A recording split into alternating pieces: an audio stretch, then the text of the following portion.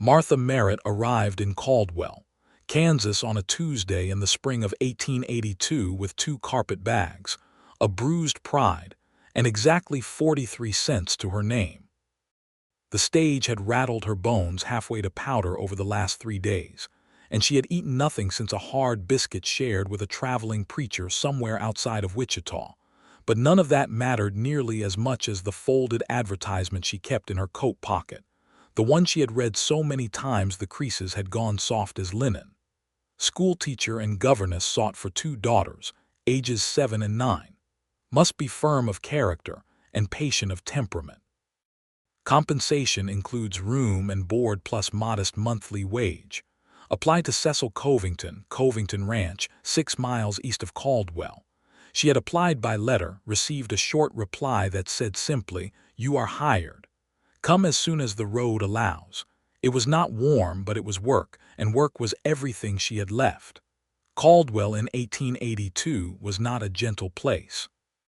It sat right on the Kansas-Indian Territory line, and had earned itself a reputation as one of the roughest cattle towns on the Kishom Trail, a place where drovers blew their pay in a single night, and lawmen changed as often as the weather.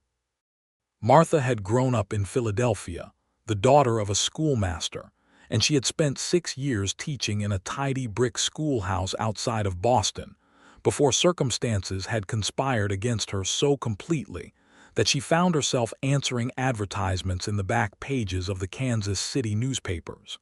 She did not dwell on those circumstances if she could help it. She kept walking. The livery owner told her she could hire a buckboard to take her out to the Covington place for $2, which she could not afford, or she could wait until Friday when one of Covington's hands came into town for supplies. She chose to wait, and spent 3 nights in the cheapest room the Caldwell boarding house offered, eating meals she could barely afford and lying awake listening to the boots stomping in the saloon below. She used the time to ask about her employer. What she heard gave her pause. Cecil Covington, she was told, was a widower of 2 years. His wife, Eleanor, had died of fever in the winter of 1880, leaving him with the 2 girls. He was 34 years old, ran cattle on several thousand acres east of town, and was known for being fair in business but difficult in temperament. Quiet, they said, serious. He had gone through 3 governesses in 18 months, and nobody in Caldwell seemed entirely clear on whether the man had fired them or whether they had simply run off in the night. Martha absorbed all of this with the calm expression she had cultivated over years of teaching rooms full of children. It told her nothing she could not handle, she decided. She had dealt with difficult men before. She was not afraid of silence, and she was not afraid of a man who loved his daughters enough to keep looking for someone to teach them properly. When Friday came, and the hand named Hector Alvarez appeared at the boarding house with a wagon and a sunburned grin, he told her to climb up and hold on, which she did. The prairie outside Caldwell rolled out in every direction like a vast green-gold quilt, and the sky above it was so enormous and so blue that it felt less like weather and more like a statement about the smallness of human concerns. Martha found herself breathing more deeply than she had in months, and something that had been clenched hard behind her sternum began, very slightly, to loosen. The Covington Ranch came into view from half a mile away, and it was larger than she had expected. The main house was 2 stories of whitewashed timber and stone, with a porch that wrapped around 2 sides. Behind it stood a barn painted red, 3 outbuildings, a windmill that turned in the slow spring breeze, and a bunkhouse for the hands. There were horses in the paddock and chickens loose in the yard, and the smell of wood smoke and grass and cattle on the air. It was nothing like Philadelphia, and nothing like Boston, and Martha Merritt liked it immediately, which surprised her. What surprised her more was the noise. Before the wagon had even drawn to a full stop, 2 figures came exploding out of the front door of the house with what could only be described as the combined enthusiasm of a small thunderstorm. They were the daughters, she understood at once. The older one, 9 years old, had dark braids flying behind her and was shouting something incomprehensible at the top of her lungs. The The younger one, 7, was chasing a rooster in tight circles around the yard and screaming encouragement to herself. A tin pail went over somewhere. A dog began barking. A man appeared in the doorway of the house, and even from a distance Martha could see the tightness around his jaw. That, she understood, was Cecil Covington. He was taller than she had imagined from the brevity of his letter, broad across the shoulders, with dark hair going a little gray at the temples, and a face that looked like it had been shaped by wind and worry in roughly equal measure. He wore a plain work shirt and dark trousers and boots that had seen a great many miles, and he stood with his arms crossed watching his daughters tear through the yard with an expression that Martha could not quite read. It was not anger, she thought. It was something closer to exhaustion, and beneath that, very quietly, something that looked almost like grief. He walked toward the wagon as she climbed down. "Miss Merritt," he said. His voice was low and even, the kind of voice that did not waste itself. "Mr. Covington," she replied. She put out her hand and he shook it briefly. "I'll have someone bring your bags inside." He nodded toward the house. "My daughters are Violet and Rose." He paused. "As you can see." Violet was the older one, and it was Violet who stopped dead in the middle of the yard when she noticed Martha, tilted her head sideways like a bird examining something interesting, and said loudly, "You're smaller than the last one." "Violet," Cecil said, in the tone of a man who had said that name in exactly that tone 10,000 times. "She is, though, Papa." Martha looked at Violet with steady brown eyes. "I am," she agreed, "though I find size has very little to do with what a person is capable of teaching or learning. Don't you think?" Violet squinted at her. Rose, who had abandoned the rooster and was now standing 3 feet away with dirt on both knees and a fistful of weeds in her hand, said, "I caught a snake this morning. Do you want to see it?" "Perhaps after I have had a chance to set down my coat," Martha said. Rose considered this reasonable. She offered Martha the weeds as a gift and then ran back to find the snake. Cecil Covington stood at Martha's shoulder and said quietly, "You should know that the previous governess lasted 11 days. "What happened after 11 days? Martha asked. A long pause. "She found the snake." Martha pressed her lips together against something that might have been the beginning of a smile and said, "I see. Well, perhaps we ought to discuss my position inside." He took her through the house, which was clean in the way that a place is clean when someone is trying hard to maintain something that used to come naturally. The parlor had good furniture and a fireplace and a rug with faded roses in the pattern, and above the mantel was a portrait of a woman with light hair and a gentle expression. Eleanor Covington, Martha understood without being told. She did not stare. The kitchen was at the back of the house and smelled like coffee and something baking, and there was a woman working at the stove who introduced herself as Ada, the housekeeper, with the efficient brevity of someone who had said her name to many strangers. The room that had been designated as the schoolroom was on the 2nd floor, between the 2 girls' bedrooms.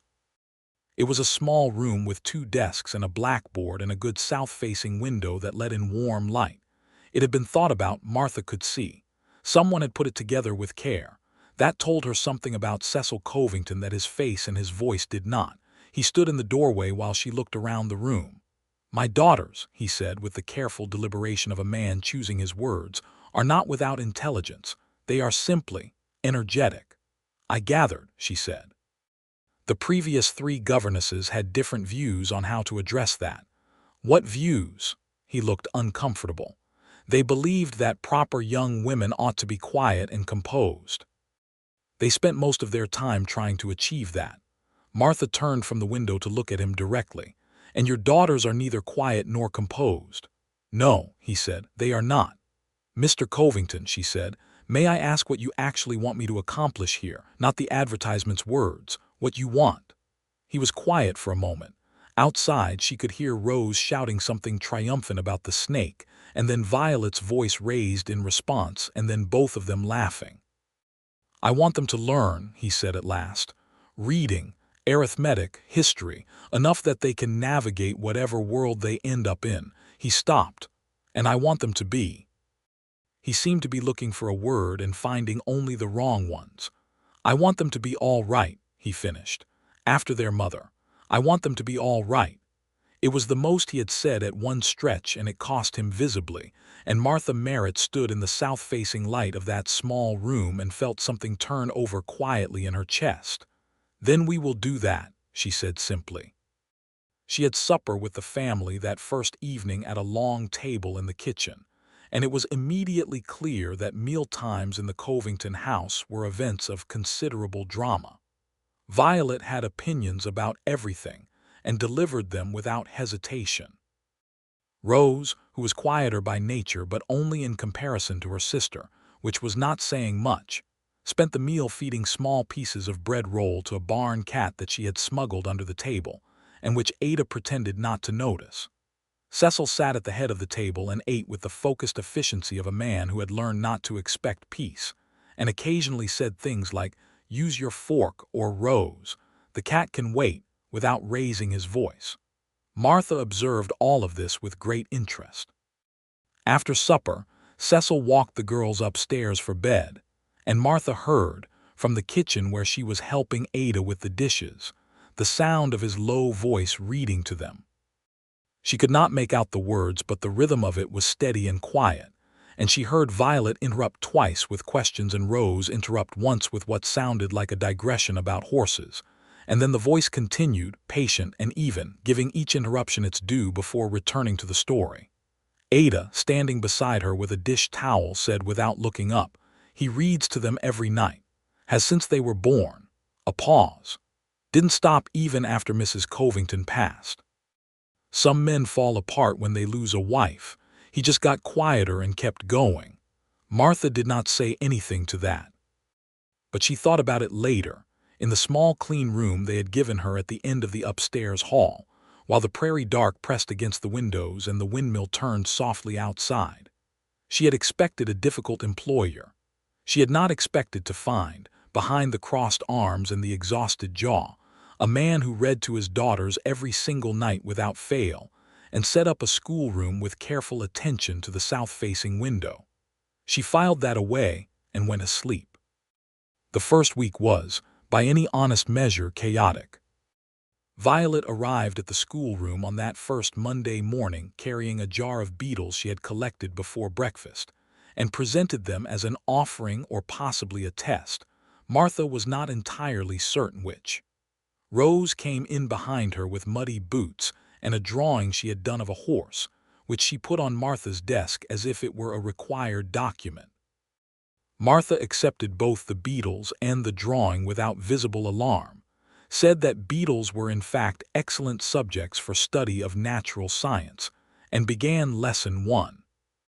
It lasted 40 minutes before Rose announced that she needed to use the outhouse, and by the time she came back, Violet had used the chalk to draw an elaborate map of what she said was a treasure route she had worked out based on a story their mother used to tell. Martha looked at the map. It was, she had to admit, remarkably detailed for a 9-year-old. She asked Violet to explain the route, and spent the next half hour using Violet's treasure map to teach basic geography, direction, and distance calculation. Violet was delighted by this approach. Rose, who had returned from the outhouse with considerably more mud on her boots than she had left with, joined in with great enthusiasm. The lesson ran long and loud, and nobody sat still for any of it, and at the end Martha's hair had come half out of its pins, the blackboard was covered in colored chalk marks, and both girls were sprawled on the floor with a map and a ruler arguing about whether north was the right direction to go if you wanted to avoid crossing the creek. Martha stood in the doorway and looked at them. They were bright, these girls. Restlessly, relentlessly, almost alarmingly bright. They had been running because they needed somewhere to put all that intelligence, and nobody had yet thought to give it a direction. Cecil appeared at the end of the hall at that moment, having come in from the morning's work, and he stopped when he saw the state of the schoolroom. He looked at the blackboard covered in colored chalk. He looked at his daughters on the floor. He looked at Martha. "Is this a lesson?" he asked very carefully. "It is," she said. He looked again. Violet was now explaining to Rose with enormous conviction why the creek would flood in spring and they ought to account for the water level, which was, Martha noted, actually a sound piece of reasoning. He was quiet for a moment. "All right," he said, and went back downstairs. It was not approval exactly, but it was not interference either, and Martha counted it. The weeks that followed fell into a rhythm that was anything but quiet. Martha learned that Violet's mind moved like quicksilver, jumping between topics at speed, and the best way to teach her was to make every subject connect to something she already cared about ferociously, which was mostly horses, maps, and the detailed narrative she was constructing in her head about the ranch's future as a great empire. Rose was different, steadier in focus, deeply interested in living things, which she collected, named, and studied with the earnestness of a small naturalist. She had 3 jars of insects, a collection of pressed wildflowers, a toad she called General, and an ongoing survey of the bird species she had observed from the schoolroom window. Martha built lessons around all of it. She taught Violet arithmetic through land measurement and cattle counts and the economics of running a ranch. She taught Rose to read by giving her books about natural history and biology that were, strictly speaking, far above the level of a 7-year-old, and Rose read them slowly and thoroughly with her forehead creased in intense concentration. She taught them both history and writing and some basic Latin, because she had been educated rigorously and believed that girls deserved the same education boys received, and neither of them once suggested this was unusual. Cecil said nothing about the methods. He came by the schoolroom door sometimes at the end of the morning, and Martha was never entirely sure whether he was checking on the girls or checking on her, but she began to notice that he never left immediately. He would stand there for a minute, sometimes 2, watching, and then he would nod and go. She started to plan for those moments without meaning to, finding herself aware of the sound of his boots on the stairs. At supper he began asking the girls what they had learned, which was new. Ada told her quietly one morning. Before Martha arrived, he had asked how lessons went, and the answers had always been monosyllabic because the lessons had gone poorly and everyone knew it. Now Violet produced extended monologues about whatever subject had captured her that day, and Rose showed him drawings she had done in her nature journal, and Cecil listened with his full attention in a way that was clearly habitual and clearly genuine. It was at supper, about 3 weeks in, that the first thing happened between Martha and Cecil that was not strictly professional. Violet was in the middle of explaining her theory that the cattle prices in Caldwell were going to drop because of the new rail lines coming north, which was, Martha had to privately acknowledge, not entirely wrong when she turned to Martha and said, "Miss Merritt, Papa doesn't talk about money with us. Do you think that's because we're girls?" There was a brief silence. Martha looked at Violet, then at Cecil. He was looking at his plate. "I think," Martha said carefully, "that your father makes his own choices about what to discuss at supper. But I will say that there is no subject on earth that a woman is naturally worse at understanding than a man, including cattle prices." "That is what I told him," Violet said with enormous satisfaction. Cecil looked up then. His eyes met Martha's across the table and she was not prepared for the look in them. It was not irritation. It was something warmer and more complicated, and it was gone almost immediately, replaced by the usual careful expression, but she had seen it. "Your theory about the rail lines," he said to Violet, "is not entirely without merit, though I would want to see the numbers before I agreed with you." Violet looked as if Christmas had arrived in April. That night after the girls were in bed, Martha was sitting on the porch in the warm spring dark with a cup of Ada's strong coffee, working through the next week's lessons in a small notebook, when she heard the door open behind her and Cecil came out. He stood at the porch rail for a moment and looked out at the dark prairie, and then he said without preamble, "Where did you teach before?" "A schoolhouse outside Boston," she said, "for 6 years. Why did you come to Kansas?" She considered how much to say. "The schoolhouse closed," she said, which was true as far as it went, and he seemed to sense that it did not go all the way because he did not push. "You have an unusual approach," he said. "I have the approach that works," she said.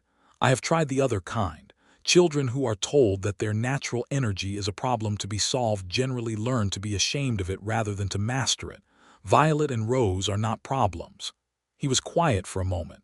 Then he said, "The last governess spent her entire time here trying to get them to sit with their hands folded. I imagine that went poorly." Violet broke a chair on day 3. Not in anger. She was using it as part of a fort. Martha pressed her mouth together and looked very carefully at her notebook. "I see."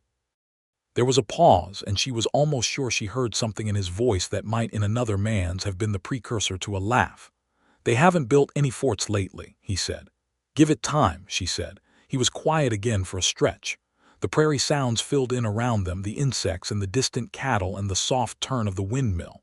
Then he said, "My wife would have liked you."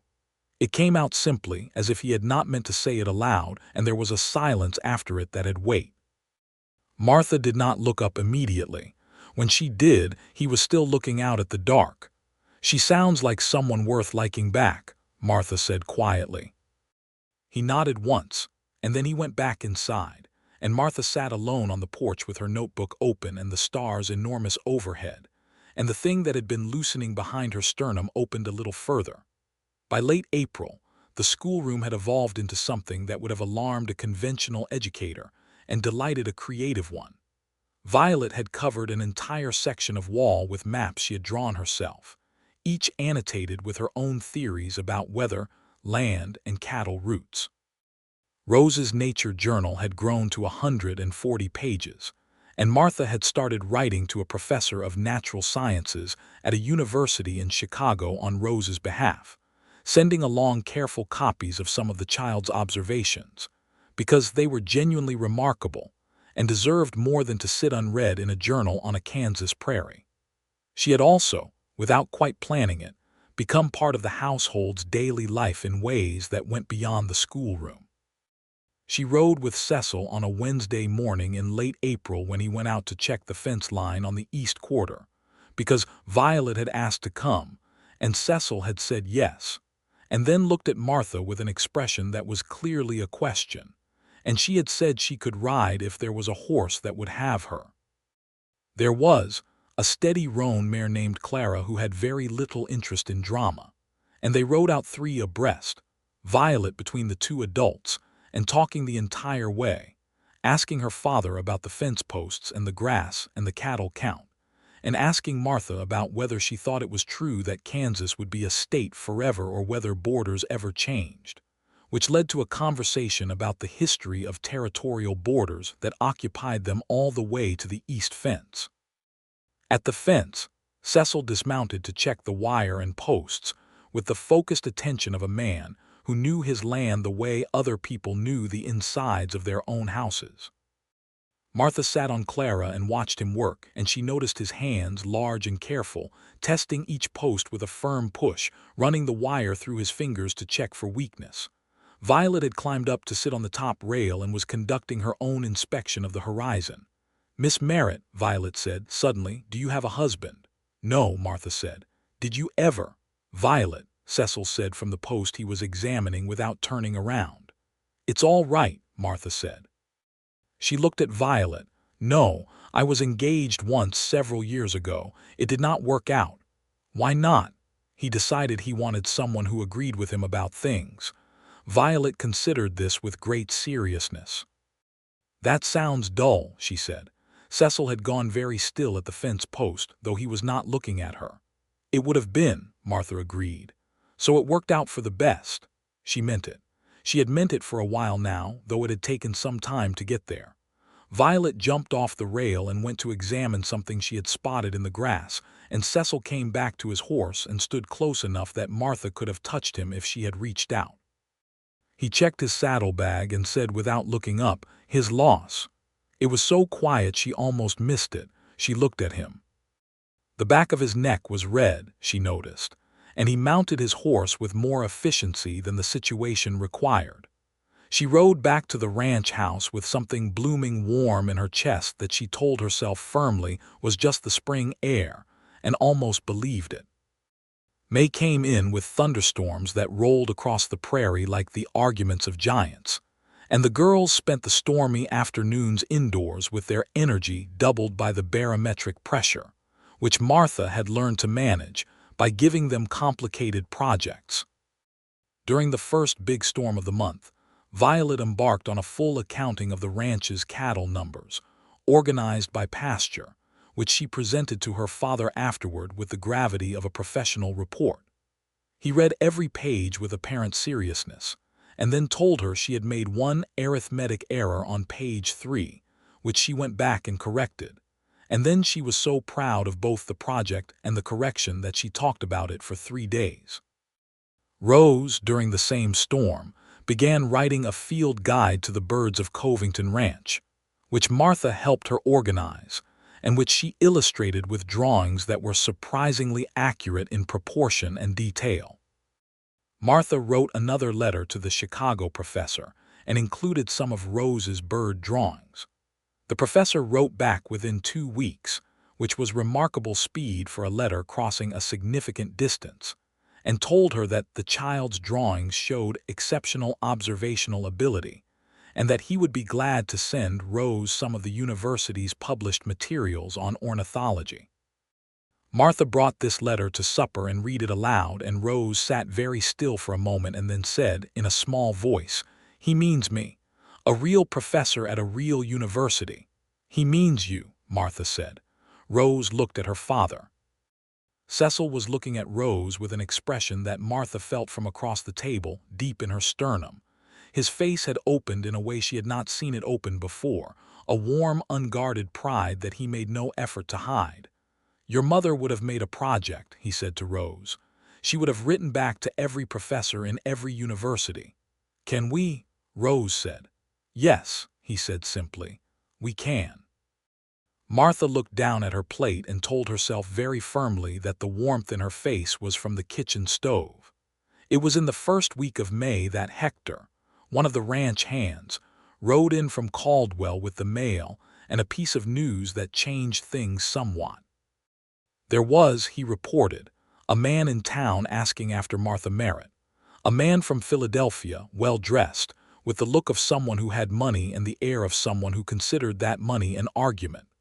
Martha's face went neutral in the way it did when she was working to keep something from reaching the surface. His name, Hector said, was Leonard Cass. He was asking around town, wanting to know if Miss Merritt was in the area, and he had left word at the boarding house. Cecil looked at her steadily from across the kitchen table, where Hector had delivered this information. The girls were upstairs for their afternoon lessons, and Ada had gone to the smokehouse, and it was just the 3 of them. "Someone you know?" Cecil asked. "He is the man I was engaged to," Martha said, keeping her voice flat and even. "He manages a portion of my father's estate. My father died 18 months ago and left the estate to my brother, which is legal and normal, but Leonard was the administrator, and he has made it impossible for me to access a small inheritance my father left specifically for me in a separate clause." She paused. "I left Boston and came west because there was nothing left for me there, and I needed to earn my own income." I had hoped the distance would persuade him to simply let the matter lie. Cecil was quiet for a long moment. "It didn't." "Apparently not." Hector, looking uncomfortable, excused himself and left the kitchen. Cecil put down his coffee cup with the careful deliberateness of a man thinking through something. "Is he dangerous?" "Not physically," she said. "He is the kind of man who is dangerous with paper and lawyers." "What does he want?" She hesitated. "Me. Or rather, what he believed I represented. My father had a small reputation in Philadelphia society, and Leonard had plans that involved that name. When I broke the engagement, he lost access to those plans." "You broke it," Cecil said. "Not a question." "Yes." "Good," he said with a quiet conviction that surprised her, and then he picked his coffee cup back up and said, "If he comes to the ranch, I will handle it. You don't need to, Miss Merritt." He looked at her directly. "You work on my ranch. He is not welcome here unless you say otherwise. That is not a difficult line." She looked at him for a moment. He looked back, steady and certain. There was nothing in his expression that was anything other than straightforward, but she felt the solidity of it like something she could lean against. And the fact that she wanted to do exactly that was something she was going to have to examine later when she was alone. "Thank you," she said. He nodded once and said nothing more about it. Leonard Cass arrived at the Covington Ranch on a Saturday morning in the middle of May, in a hired buggy that looked entirely wrong against the prairie landscape, driven by a put-upon man from the Caldwell livery. He was exactly as Martha remembered him, dark-haired and well-tailored, and carrying himself with the particular confidence of someone who had never seriously been told no in a way that stuck. Martha saw the buggy coming up the road from the schoolroom window and came downstairs to meet it, and Cecil appeared from the direction of the barn at the same time, having seen it too, and they reached the porch at roughly the same moment. Neither of them spoke to each other. They simply stood. Leonard got out of the buggy and looked at the house and then at Martha and then at Cecil, and Martha watched him perform rapid calculations behind his eyes. "Martha," he said. He had a smooth, practiced voice that she had once thought meant intelligence and had since revised her opinion of. "Leonard," she said. He came up to the porch steps and stopped when he registered that Cecil was standing beside her without any intention of moving. He put out his hand to Cecil. "Leonard Cass, I'm an associate of Miss Merritt's family in Philadelphia." Cecil looked at the hand, shook it briefly, and said, "Cecil Covington, this is my property." Leonard took this in. He smiled. He had a very practiced smile.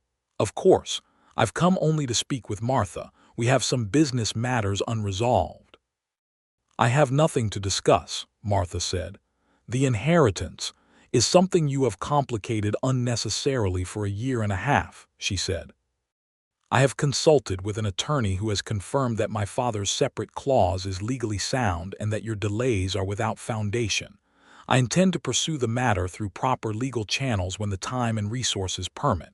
There is nothing you can say to me in person that changes that situation." Leonard's smile had become slightly more rigid. He looked at Cecil. "Perhaps I could come in and—" "No," Cecil said. It was a single syllable and it left no room. Leonard looked between them and reassessed something behind his eyes. "You've found yourself quite a position out here," he said to Martha, and there was something in his tone that was meant to diminish. Martha felt her chin come up. "I have," she said evenly, "a good one." "I would caution you against trusting. I believe," Cecil said, "that you've had your answer. The livery man can take you back to Caldwell." Leonard stood for another moment trying to find the angle, and there was none. The ranch stretched behind Cecil like the argument he had not needed to make.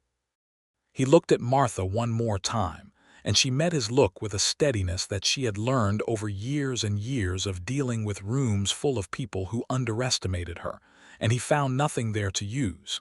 He got back in the buggy. They watched him go down the road until the dust settled. "Will he make trouble?" Cecil asked. "He will try," she said, "through lawyers, but the clause is sound. He delayed because he thought I would come back. Now that he can see I am not going to, he has no legitimate grounds." A pause. "You need an attorney."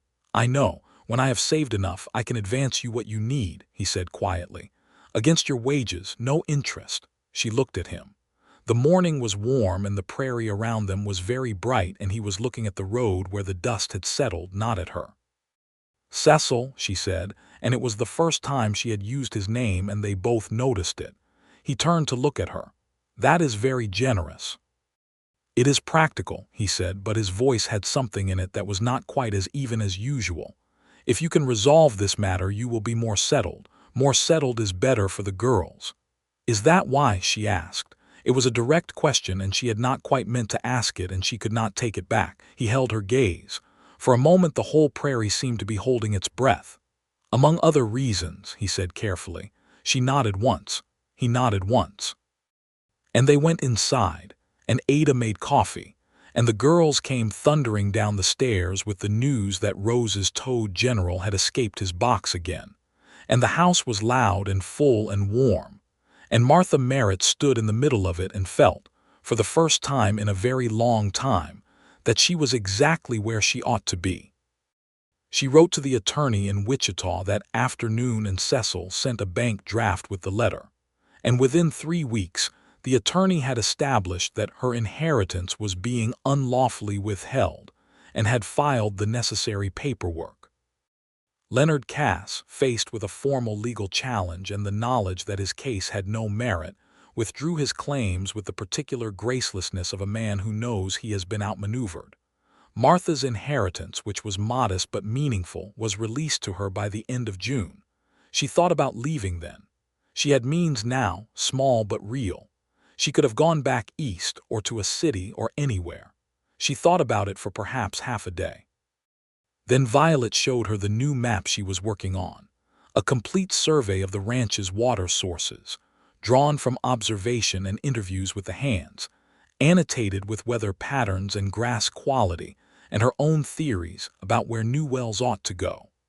And Rose brought her a letter she had drafted to the Chicago professor asking whether he would be willing to correspond regularly about the migratory patterns of the birds she had been tracking. And Cecil came in from a long day in the sun and sat at the kitchen table and looked more tired than a man should look alone. And Ada put a cup of coffee in front of him without being asked, and he wrapped both hands around it in a way that made Martha's chest do something inconvenient. She did not leave. She did not seriously consider it again.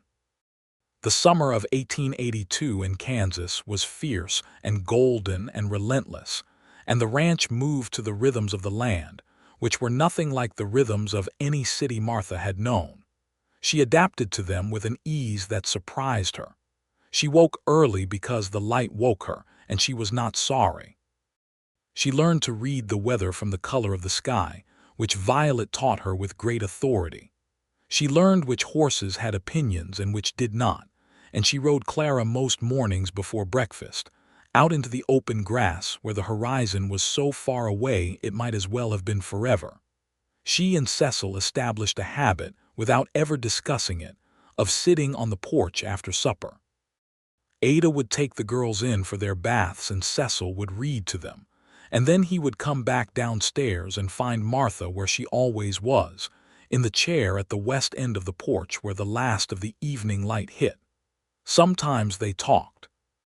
Sometimes they sat in the kind of silence that is comfortable rather than empty. He told her things about the ranch, about the cattle market, about the decisions he was turning over. She told him things about the girls' progress, about ideas she had for next term's lessons, about the letter from the Chicago professor who had now developed what appeared to be a genuine professional interest in Rose's field observations. And sometimes they talked about other things. His childhood in Virginia before his family had come west. The war, which had taken his older brother and from which his father had returned a different man. Eleanor, whom he spoke of with a steady, gentle grief that was not performance but had simply become part of him, the way a healed break becomes part of a bone. Her father, the schoolmaster, whose faith in the educability of every human mind had been the thing she had decided to keep from her family, everything else having gone complicated. Her Boston years, what it had been like to walk away from the only world she had built for herself and start over on a prairie she had never seen. "Do you regret it?" he asked her on a warm July evening when the fireflies were beginning in the grass. "Coming here?" Yes. She thought about it honestly, which was the only way she knew how to think. "No," she said, "not a moment of it." He was quiet for a while. The fireflies pulsed in the dark below the porch. Then he said, "When I sent that letter, the one that said you are hired, come as soon as the road allows, I reread it afterward and thought it was the coldest thing I had ever written. I almost sent a second letter, something with more," he paused, "something with more human decency in it." She turned to look at him. He was looking at the fireflies. "Why didn't you?" she asked. "I didn't know how," he said simply. "I had gotten very bad at that." She understood what he meant by that, and it was not the letter. "You are better at it than you think," she said quietly. He turned to look at her then, and they were close in the warm summer dark, close enough that she could see the line of his jaw and the gray at his temples, and the thing in his eyes that he had been carefully not saying for several months. "Martha," he said, and her name in his voice was different from every other time he had said it. "Yes," she said, though he had not asked a question yet. He reached out and took her hand where it rested on the arm of her chair, and his hand was warm and careful and certain, and she turned her palm up to meet it without thinking, and they sat like that for a long time with the fireflies and the prairie dark around them and did not say anything else, because there was nothing else that needed saying just at that moment. He kissed her the first time on a Saturday morning in early August, when they were standing in the kitchen doorway, arguing amicably about whether Rose's toad general had developed an actual personality, or whether Martha was projecting. And in the middle of saying something about empirical observation versus anthropomorphism, she looked up and found him looking at her with an expression that stopped her voice entirely. And he leaned down and kissed her with a gentleness that was also somehow certain.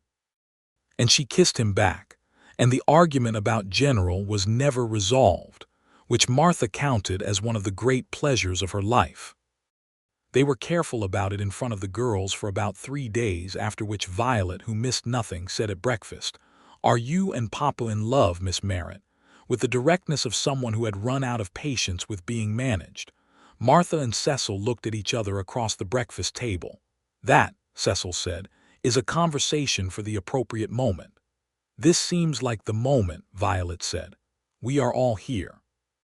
Rose looked between the two of them and then said, with the slow gravity of someone reaching a conclusion, "I think yes." She picked up her fork. "General will be pleased. He likes Miss Merritt."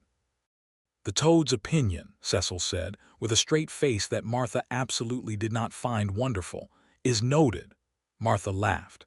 It came out louder than she intended, and she covered her mouth, and Cecil looked at her with a warmth that she felt from across the table, and both girls were watching them with the enormous bright-eyed attention of children who have intuited something before the adults have confirmed it. "Yes," Martha said to Violet simply. "We are." Violet nodded with the satisfaction of someone whose calculations have proven correct. "Good," she said, "because the last governess was afraid of general, and the one before that tried to get rid of my maps. You are keeping both, so you are clearly the right one." "That is a very sound analysis," Martha said. "I know," said Violet. The summer deepened, and the love between Martha Merritt and Cecil Covington deepened with it, which is to say it moved from something bright and new and somewhat precarious to something settled and certain and larger than either of them had perhaps expected. They did not rush. They were both people who had been careful with themselves for reasons, and they were careful now. But careful is not the same as slow.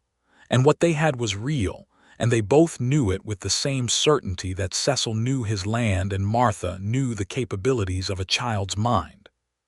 He took her riding in the evenings sometimes, just the two of them, out onto the open grass where the sky went enormous, and the world simplified down to grass and wind, and the sound of the horses, and the warmth of riding side by side.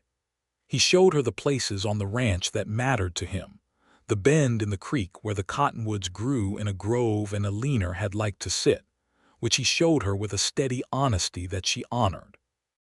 The high ground on the northwest quarter where you could see all the way to the hills, and on a clear day you could watch weather building 50 miles away.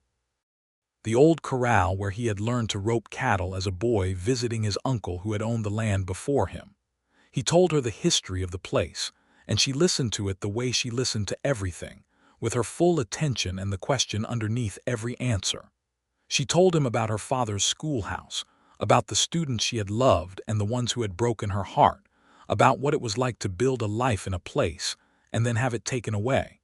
He listened the same way she did. That was not a small thing. She had known men who listened and men who waited for their turn to speak, and Cecil Covington listened with his whole attention and remembered what she said and sometimes brought it up 3 days later as if he had been turning it over.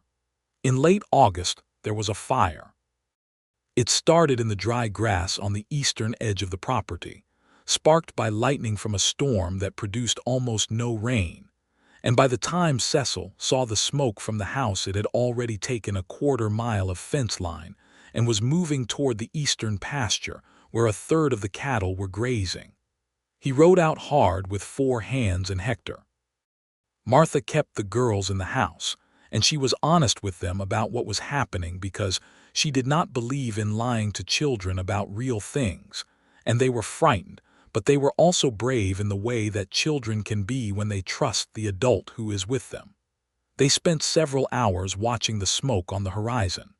Rose prayed very quietly with her hands in her lap. Violet sat by the window with her map of the property open and calculated, aloud and methodically, how fast the fire was likely to move and what it would need to reach the house and whether it could, based on the wind direction. "It is moving away," Violet said at last, her finger on the map. "See, the wind shifted. It was going east-northeast and now it is going east-southeast. The creek is east-southeast. It will stop at the creek." She was right. Cecil came back in the early evening with smoke in his clothes and exhaustion on his face and a burned left hand that Ada wrapped in clean cloth, and he told them the fire had stopped at the creek. He had lost a section of fence and a stretch of grass and no cattle and no horses. Martha met him in the kitchen doorway when he came in, before he had said any of that, and she looked at his face and put her hand on his chest and said, "Everyone is all right." "Everyone is all right," he said, and covered her hand with his burned one, which must have hurt, but he did not move it. Violet appeared behind Martha and said, "The wind shifted. I calculated it." Cecil looked at his older daughter over Martha's shoulder. "You did. Miss Merritt helped me understand the wind patterns last month," Violet said. "We did a whole week on weather and geography." He looked at Martha. She looked back at him. "She is going to run this ranch someday," she said quietly. He smiled then, for the first time since he had ridden back in, and it was the kind of smile that changed his whole face, and Martha felt it all the way down. September arrived with a cooling in the air and a quality of light that turned the prairie gold, and one morning at the beginning of the month Cecil asked Martha if she would walk with him after breakfast. She left the girls with their morning reading assignment, which was a chapter of history that Violet was already clearly planning to argue about, and went out with him into the cool gold morning. He took her up to the high ground on the northwest quarter, which she had come to think of as his thinking place, and they stood looking at the hills in the distance and the prairie below them. And he was quiet for a stretch in the way that meant he was arranging words. "I would like to ask you something," he said, "and I want you to know that whatever you answer, nothing changes. Your position here is yours as long as you want it, and your room is yours and the girls." "Cecil," she said. He stopped. "Ask me," she said. He looked at her, and in the gold September light she could see everything in his face that he was not practiced at showing, the hope and the uncertainty and the thing underneath both of them that had been building since that first evening on the porch when he said he had almost written a second letter. "I would like you to stay," he said. "Not as a governess, as my wife. I would like very much for you to stay." Martha Merritt stood on the high ground of the northwest quarter of the Covington Ranch in the gold September morning of 1882, and looked at a man who read to his daughters every night without fail, who had built a schoolroom with a south-facing window, who had handled Leonard Cass with a single syllable, who listened with his whole attention and whose hands were large and careful, and had once covered hers without letting go even when it hurt. "Yes," she said, "I would like that very much." He kissed her on the high ground while the prairie went gold in every direction, and the wind moved through the grass and somewhere far below. She was fairly certain she could hear, even at this distance, Violet shouting something at Rose. They were married in November, in the parlor of the house, with Ada and Hector and 3 of the hands and the minister from Caldwell as witnesses. Violet wore her best dress and a very serious expression, and served as the unofficial master of ceremonies, providing running commentary that the minister attempted several times to redirect. Rose wore flowers in her braids that she had pressed and saved from the summer, and she cried at the right moments and wiped her eyes with the exact efficiency of someone who had considered the crying in advance and decided it was appropriate. Martha wore a dress of deep blue wool that Ada had helped her alter to fit properly, with her dark hair pinned up under a small hat, and when Cecil saw her come down the stairs, he stood very still for a moment and then said her name once, low and quiet, and that was enough. They said their vows in the parlor under the portrait of a leaner Covington, which was the right place for them to be said, and Martha felt no discomfort at that portrait, but instead something that was more like acknowledgement, a recognition that love is not diminished by having existed before, and that a man who had loved well once was capable of loving well again, and that perhaps the woman in the portrait, who had clearly raised two extraordinary daughters and furnished a parlor with a faded rose rug, and been known by everyone who mentioned her as someone bright and warm, might not have minded this at all.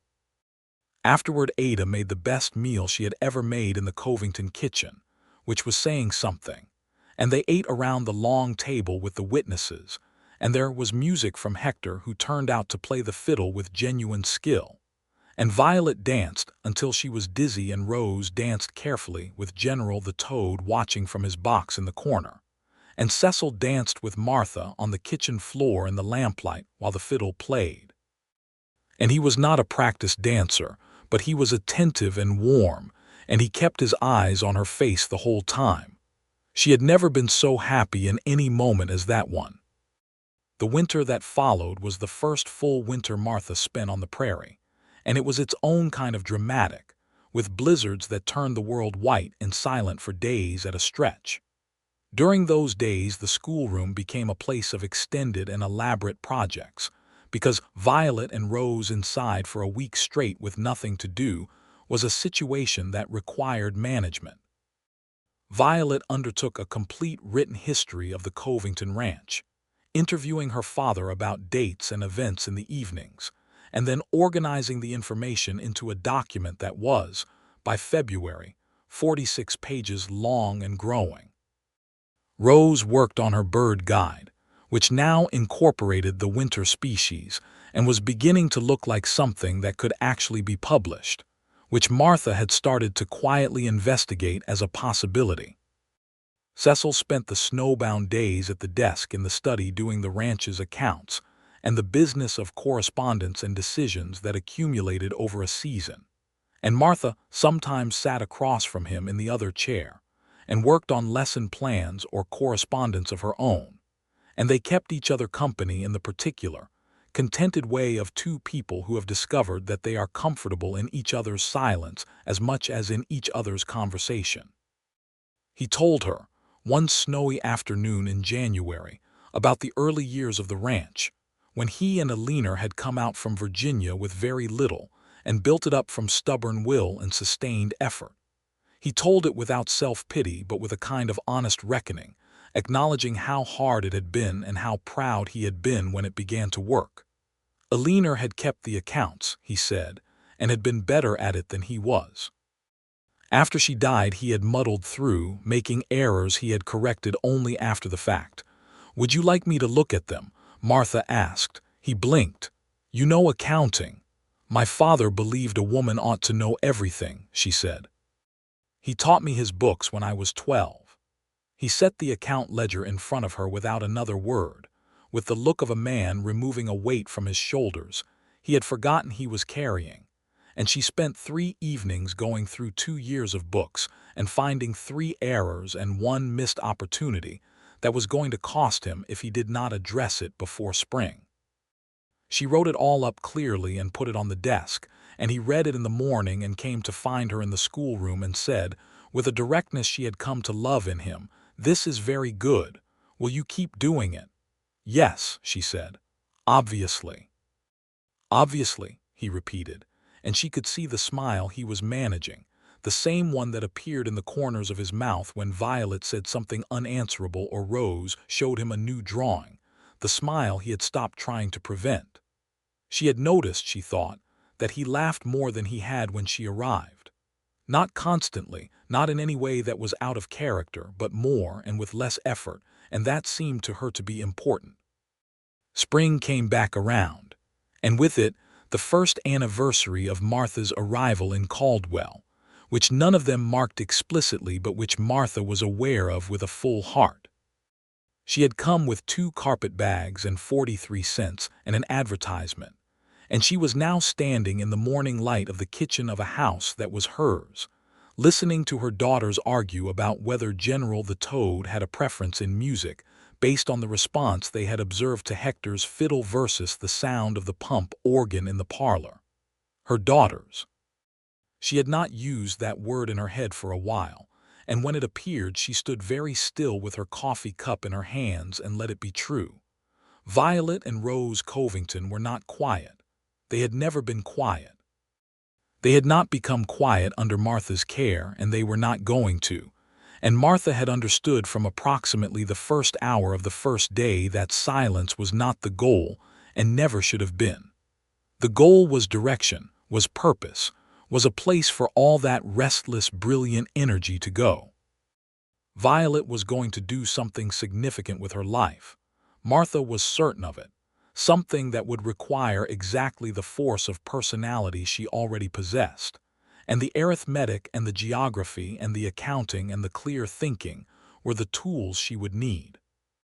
Rose was going to follow her curiosity into something deep and real, and the field guides and the natural observations and the professor's letters from Chicago were already pointing the way. Neither of them was quiet, and neither of them needed to be. And Cecil Covington, who had hired a governess to teach his daughters composure and instead gotten a woman who had given them the whole world to be loud about, had stopped minding the noise entirely. Martha had noticed this happen gradually and then all at once, the way the seasons change on the prairie.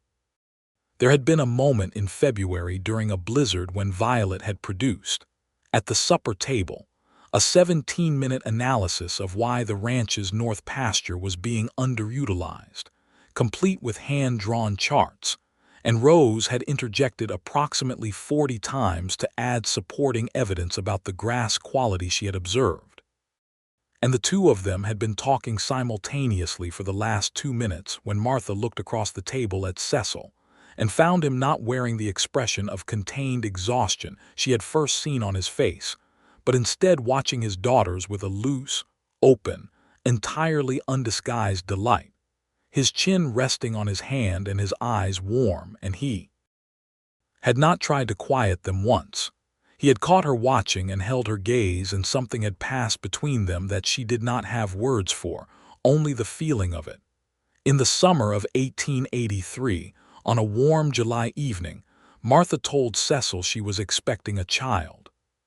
She told him on the porch in their chairs in the hour after supper, and she said it plainly because she had learned that plain was the right language between them, and he was very still for a moment, and then he turned to her with an expression so unguarded that it hurt to look at directly, like sun on water.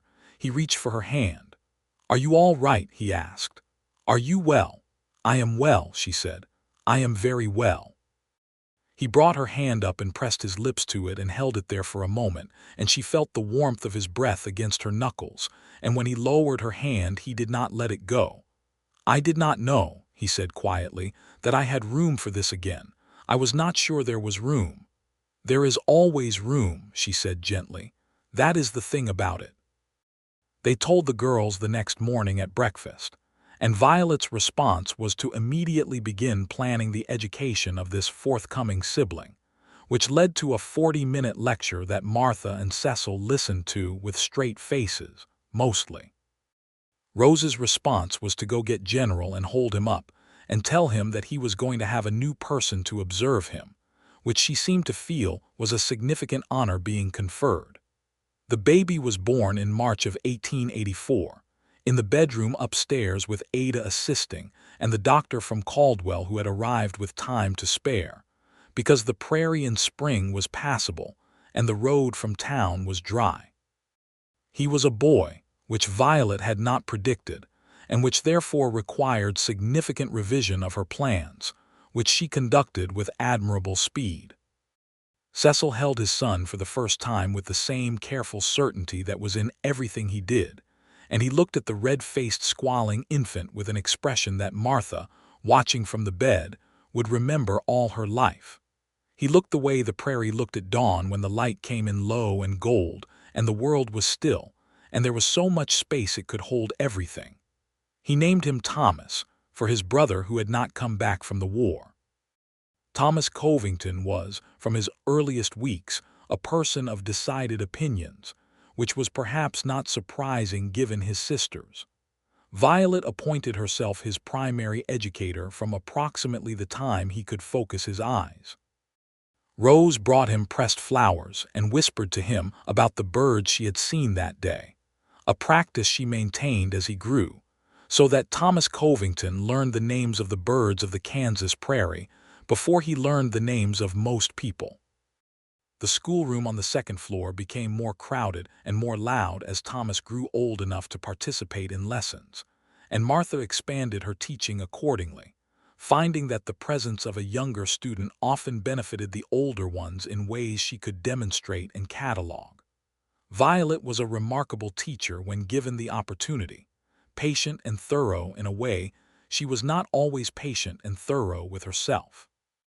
Rose explained things with a careful attention to detail that clarified her own understanding. Cecil built a bigger desk into the schoolroom in the autumn of 1885 to accommodate Thomas, who was by then old enough to sit in lessons for a portion of the morning, and he built it himself on a Saturday afternoon with the 3 children underfoot and providing constant advice. Martha sat on the stairs and watched him work, and Violet handed him nails with the solemnity of an assistant surgeon, and Rose measured things with a piece of string, and Thomas sat on the floor and hit 2 pieces of wood together in what appeared to be a personal rhythmic experiment. She thought, watching this, that she would like to paint it. She had never painted, but she thought someone ought to record exactly this: the light in the upstairs hallway and the sound of the hammer in Cecil's hands shaping the wood, and the 3 children around him and the dust in the air. She mentioned it to Cecil that evening, and he said she ought to learn to paint, with the same matter-of-fact conviction he applied to everything. And she did learn, over the following winter, working from a book and the patient advice of letters she exchanged with an artist in St. Louis. She was not talented in the way Violet was talented or Rose was talented, but she had good eyes for observation and a steady hand, and she painted the schoolroom and the view from the high ground on the northwest quarter, and the kitchen on a winter evening with the lamp lit and the family around the table. She painted Cecil from memory, which was an act of considerable intimacy, and gave it to him on his 38th birthday, and he looked at it for a long time and then said, "Is that how I look to you?" "Yes," she said. "I look," he said carefully, "like I'm not carrying anything." "No," she said, "you look like you've set it down." He was quiet for a moment. Then he put the painting on the wall of the study where he could see it from his desk, and there it stayed. The years moved the way years do in a place where the work is tied to the seasons, in long rhythms, each year recognizable and each year distinct. Violet turned 13 and 14 and 15, and became someone who was still Violet but larger and more certain and more remarkable, and she argued with her father about the ranch with the intellectual confidence of someone who knew she was right most of the time, and was developing the patience slowly, to prove it rather than simply assert it. Cecil let her argue. More than that, he listened, and he changed his mind when she was correct, which she was not always but often enough. Rose grew quieter as she got older, which was relative and still would have seemed very loud to an outside observer, but which meant that her interior was deepening in ways that came out in her writing and her observation, and the long, thoughtful letters she wrote to the Chicago professor, who had become a genuine correspondent, and who had, by 1886, cited Rose's field observations in a published paper, with her full name in the acknowledgments. Rose Covington, age 11, whose patient observation of the migratory patterns of birds in the central Kansas prairie provided data of genuine scientific interest. Martha had framed the acknowledgement page and put it in the schoolroom, and Rose had looked at it for a long time and then gone back to her journal without saying anything, which was how Rose processed things that mattered enormously. Thomas grew into a serious, thoughtful boy who had his father's steadiness and his mother's direct brown eyes, and his sister's curiosity filtered through a temperament that was entirely his own, a love of practical things, of building and fixing and understanding how mechanisms worked.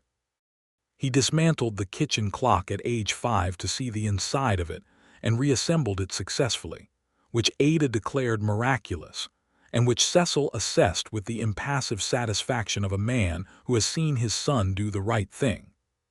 Martha watched them all and taught them all and loved them all with the specific fierce love of someone who has built something she never expected to have. In 1887, the Chicago professor visited in person, which was an event of considerable magnitude in the Covington household. He was a small, energetic man named Professor Aldous Webb, who arrived on the stage from Caldwell in a suit that was wrong for the prairie in the best possible way, and who looked at the Covington Ranch with the delighted bewilderment of a man who has been corresponding with a world for years and is now standing inside it.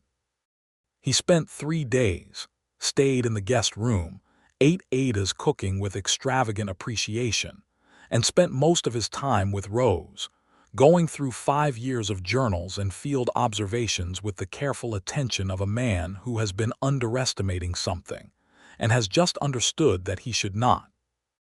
On the second evening he sat on the porch with Martha and Cecil and said, "Your daughter has an extraordinary mind." He paused. "Both of them do, from what I have seen. But Rose specifically has the kind of observational capacity that would be wasted if it were not pursued systematically." He looked at them both.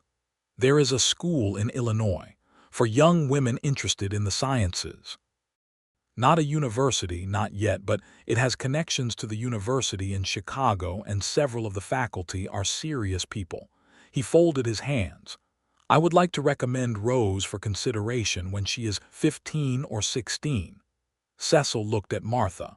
Martha looked at Cecil.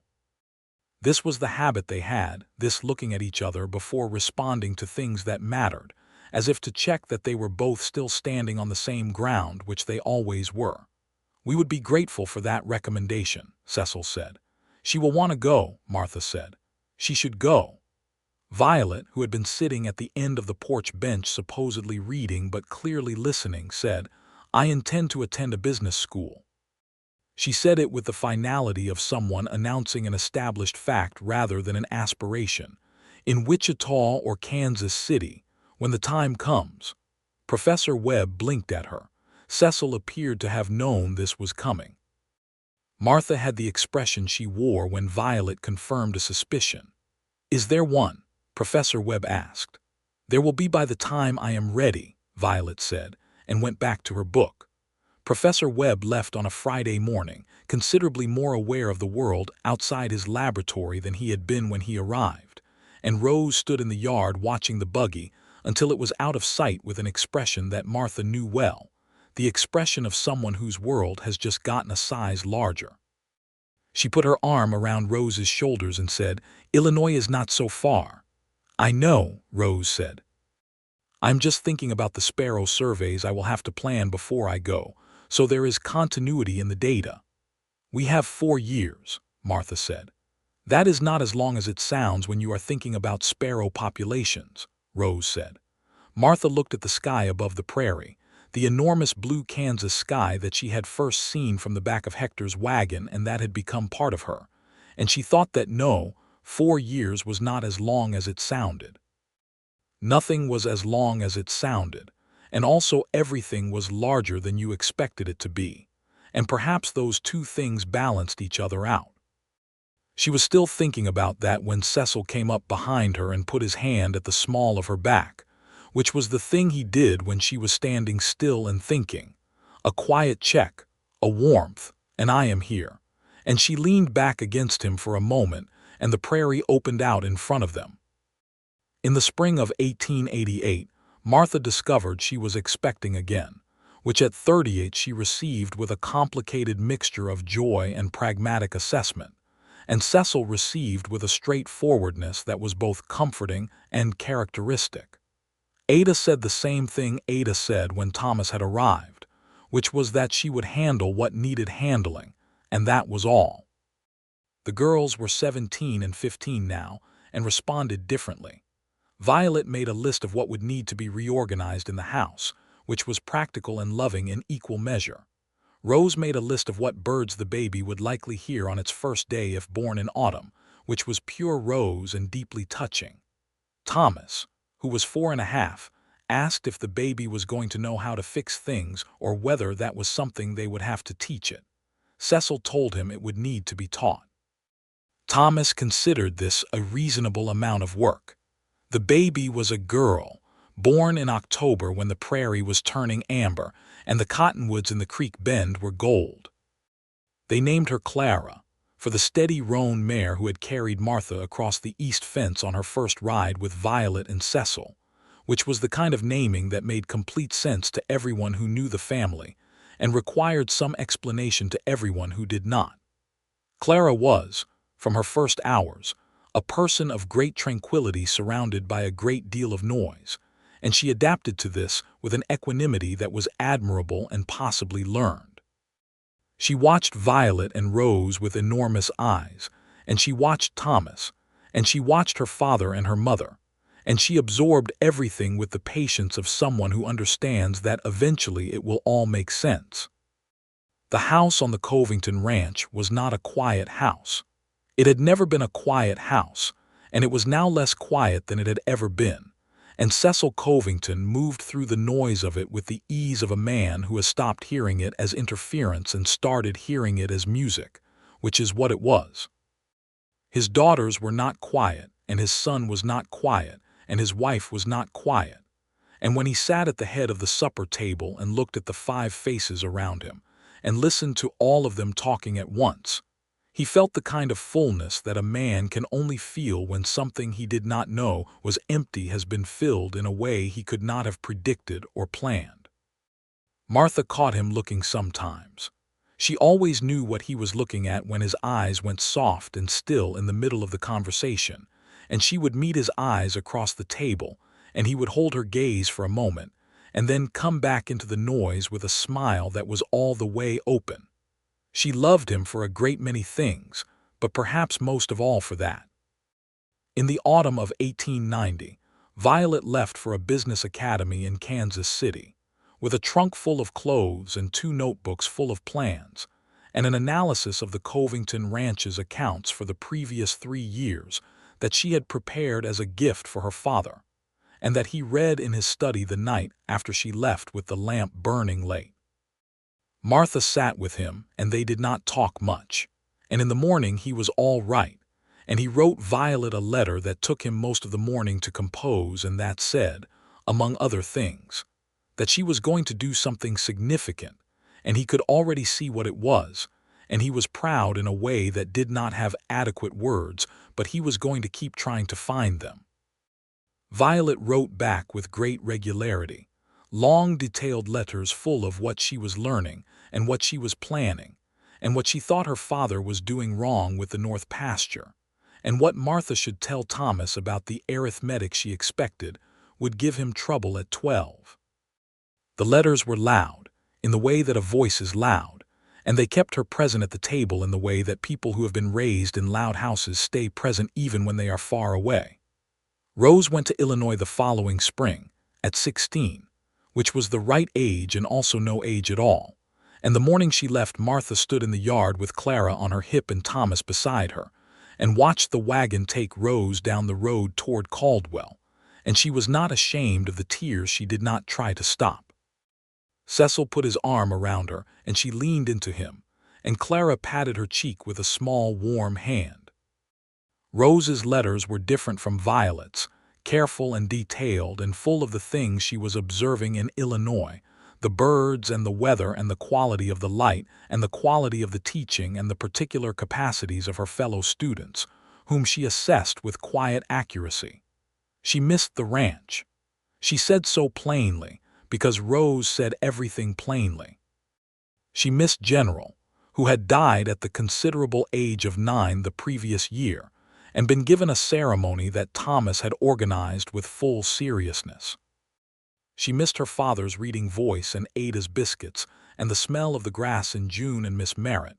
She wrote, "I mean mother," which she always caught and corrected, and Martha always felt in the best possible place.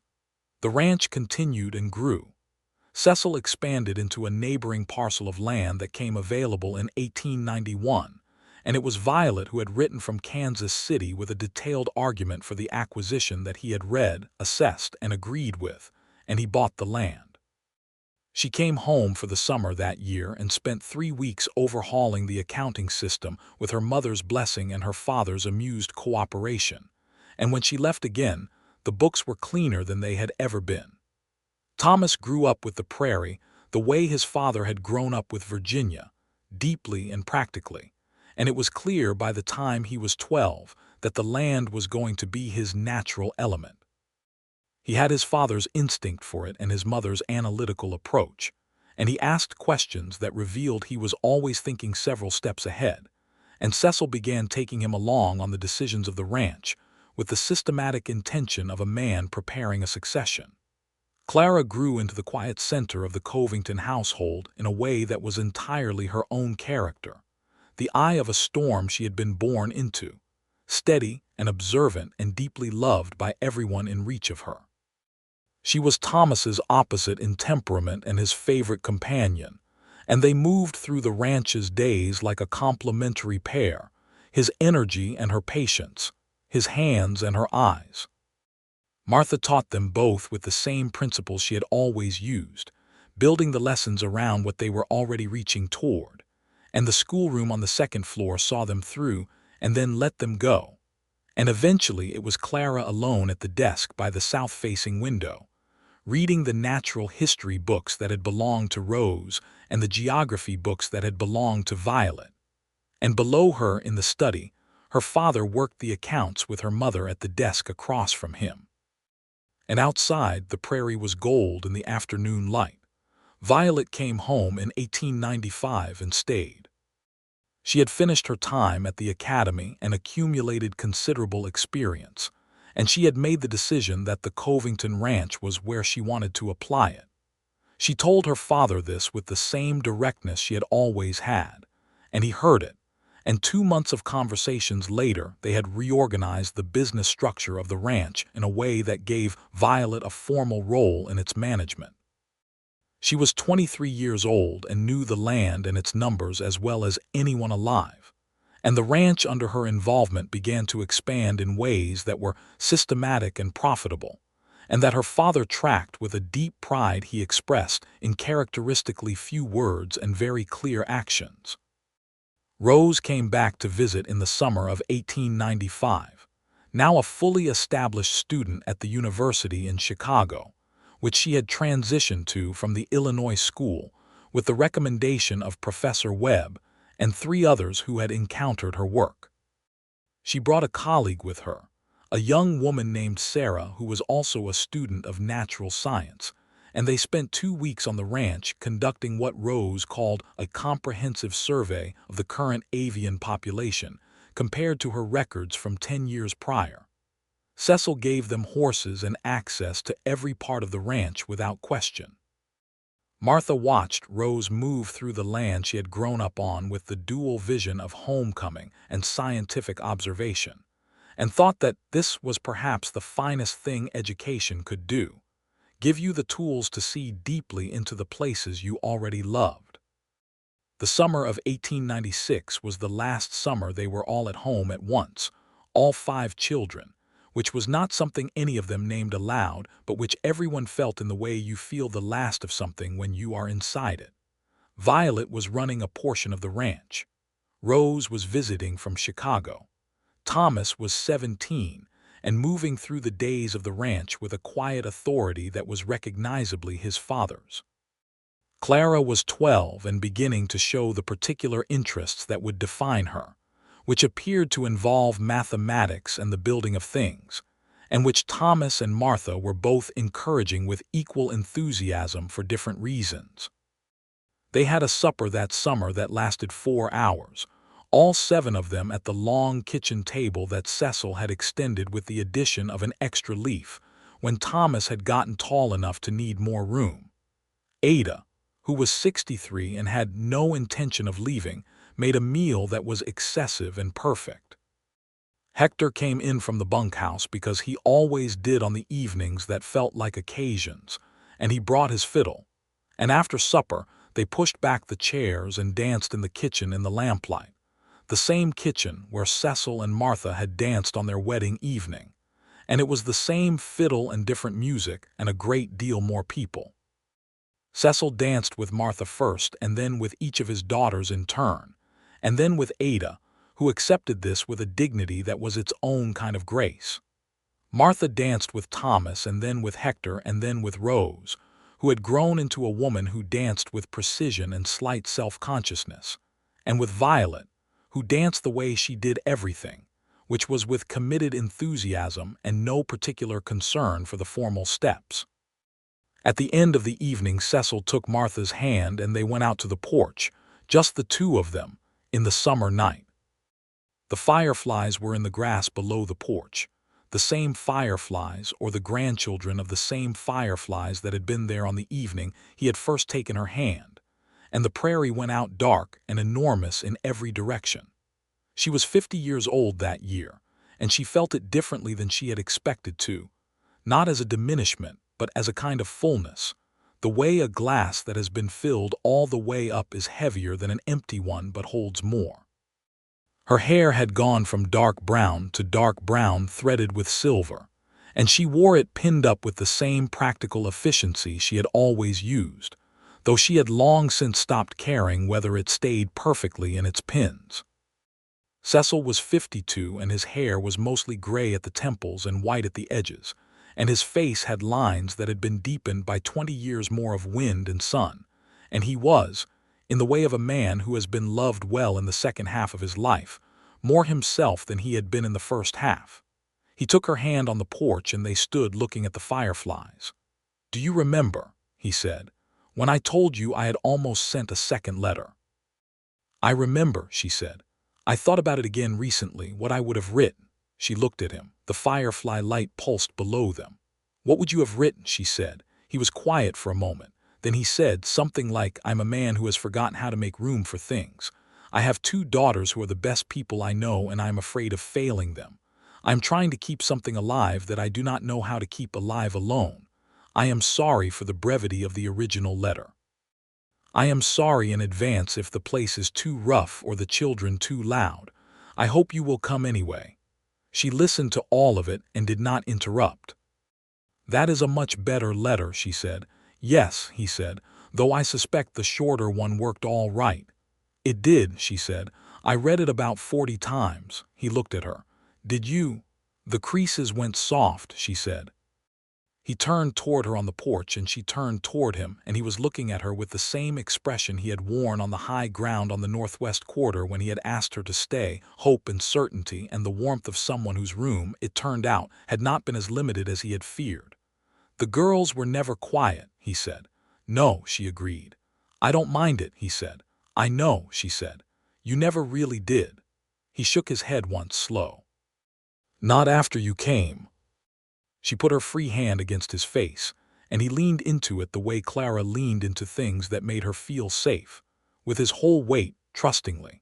And she held him there in the summer dark with the fireflies below and the prairie enormous around them, and the house behind them full of the sound of their children still talking, still laughing, Violet explaining something at length and Rose responding with precision, and Thomas saying something dry that made Hector laugh, and Ada telling all of them to finish their pie. The noise of it came out through the windows and spread into the dark. Martha Merritt Covington stood on the porch of her home on the Kansas prairie and listened to it, and she thought that this was the thing about all that beautiful noise. It was not a problem to be managed. It was the sound of people who had been given room to be exactly who they were, who had been taught that their full, bright, particular selves were not too much, but just enough, who had grown up in a house where someone had thought to put a south-facing window in the schoolroom, and someone else had showed them how to use it. It was the sound of a life that had been built, carefully and with full attention, out of what had looked from the outside like difficult circumstances. A widower with crossed arms and an exhausted jaw, two girls tearing through a yard with a rooster and a snake, a woman with 43 cents and a carpet bag, and an advertisement with soft creases. The fireflies pulsed in the summer dark. Cecil's hand was warm in hers. The prairie went on in every direction. Everything was exactly as it should be. Inside, Violet raised her voice to make a point, and Rose countered with the measured patience of someone who has very good data.